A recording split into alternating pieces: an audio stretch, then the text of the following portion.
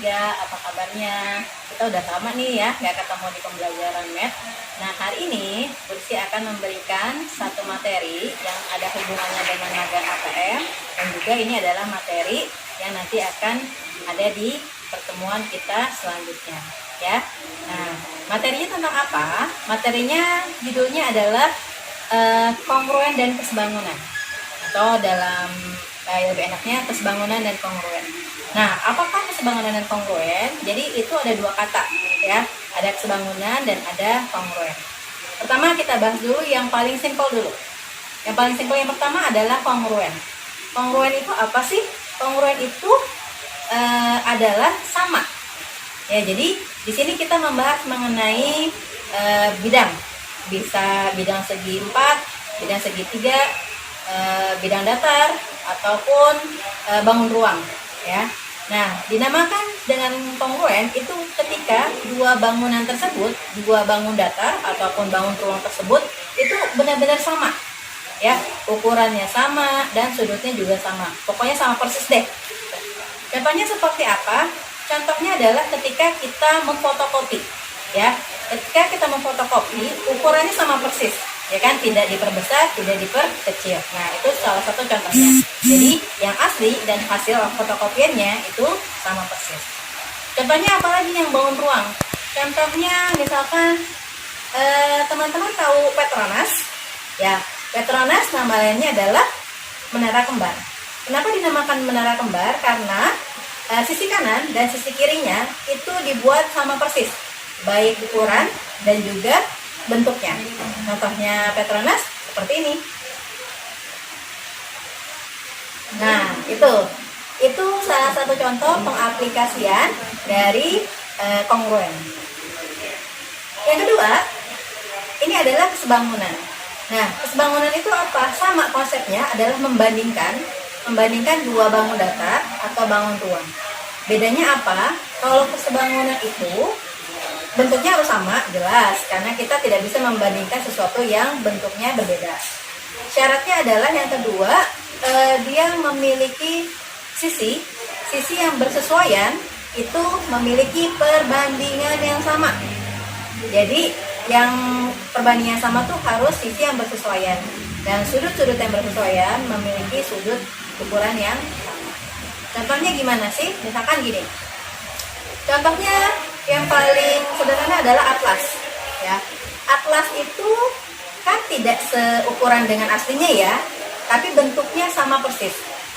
Ketika dipotret dari satelit gitu ya, kemudian dituangkan ke dalam peta, maka Pulau Jawa ya begitu bentuknya kalau dilihat dari langit. Pulau Kalimantan ya seperti itu. Tapi kan kita tidak mungkin membuat atlas dengan ukuran yang sesungguhnya. Maka ada yang namanya perbandingan. Ya, perbandingan. Yang atasnya dibandingkan dengan yang atasnya, yang bawahnya dibandingkan dengan yang bawahnya, kanan dan kirinya juga dibandingkan dengan yang bersesuaian. Sehingga ada yang dinamakan dengan skala. Nah, skala itu adalah pengaplikasian dari konsep kesebangunan. Apalagi contohnya kesebangunan? Yang paling sederhana, kalau kalian memfoto sesuatu. Kan kalau kita foto bangunan yang besar, kemudian hasil di kameranya kita adalah mengecil. Bentuknya sama, sudutnya sama, tapi ukurannya berbeda. Antara kanan yang sebenarnya bandingkan dengan kanan sebenarnya, kiri yang sebenarnya bandingkan dengan kiri yang ada di gambar. Masing-masing harus memiliki perbandingan yang sama. Itu dinamakan dengan skala. Nah, itulah konsep dari kesebangunan dan kongruen. Sekarang kita akan coba latihan bagaimana cara menghitung kesebangunan dengan konsep perbandingan di soal yang ada di modul kalian. Seperti apa? Pertanyaannya adalah berapa tinggi pohon? Karena untuk mengukur tinggi pohon kita perlu alat yang juga alat yang mungkin tidak sederhana gitu. Untuk memudahkannya kita bisa menggunakan konsep perbandingan ya. Kenapa ini masuk ke dalam kesebangunan? Karena kita membandingkan sisi yang bersesuaian. Seperti apa sisi yang bersesuaian? Kita bandingkan. Jadi yang pertama, kita sama-sama punya segitiga. Ya, segitiga. Ini adalah orang. Kemudian di sini adalah ujungnya. Yang kedua, kita juga membandingkan, ya, seperti ini.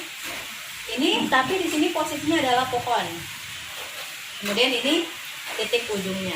Sama kan, bentuknya sama, tapi dan sudutnya juga sama karena ini adalah segitiga siku-siku dengan sudutnya yang sama di sebelah sini. Maka ini adalah sebangunan. Yang kita lakukan perbandingan adalah kita bandingkan. Berarti ini jarak antara titik ujung dengan posisi orangnya dan jarak dari titik ujung ke sisi posisi pohonnya. Berarti kita bandingkan antara jarak orang per jarak pohon. Nah, ini persesuaian. Kemudian harus sama, ya kan? Karena dia semuanya harus sama, perbandingannya harus sama. Tinggi kita bandingkan juga. Berarti antara kita bandingkan tinggi orang, ya, tinggi orang dengan tinggi pohon. Tinggi pohon.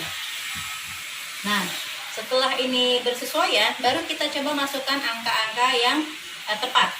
Jarak orangnya berapa? Ini jarak dari pojok sini ya. Ke orangnya adalah 2 meter. Oke, 2 meter. Kemudian jarak pohonnya dengan posisi yang sama dari pojok kita menghitungnya karena biar dia bentuknya segitiga adalah 5 meter. Kemudian tinggi orangnya 1,8 meter. Dan tinggi pohon kita nggak tahu, maka kita misalkan variabel x meter, ya. Kemudian kita lakukan apa? Perkalian silang.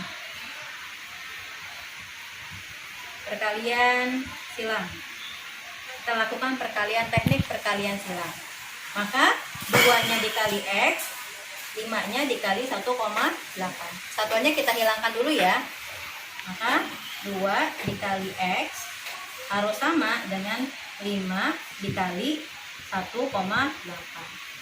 2x sama dengan 5 kali 1,8 berapa teman-teman?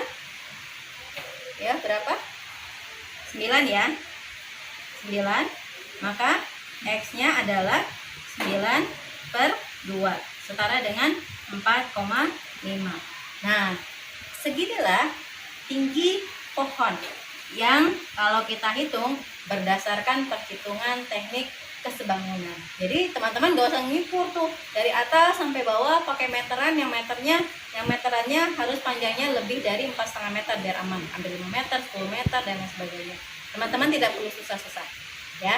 Jadi seperti ini cara perhitungannya. Jadi silakan teman-teman foto diri kalian beserta dengan salah satu benda, salah satu bangunan yang ada hubungannya dengan tempat magang kalian atau ada hubungannya dengan magang kalian.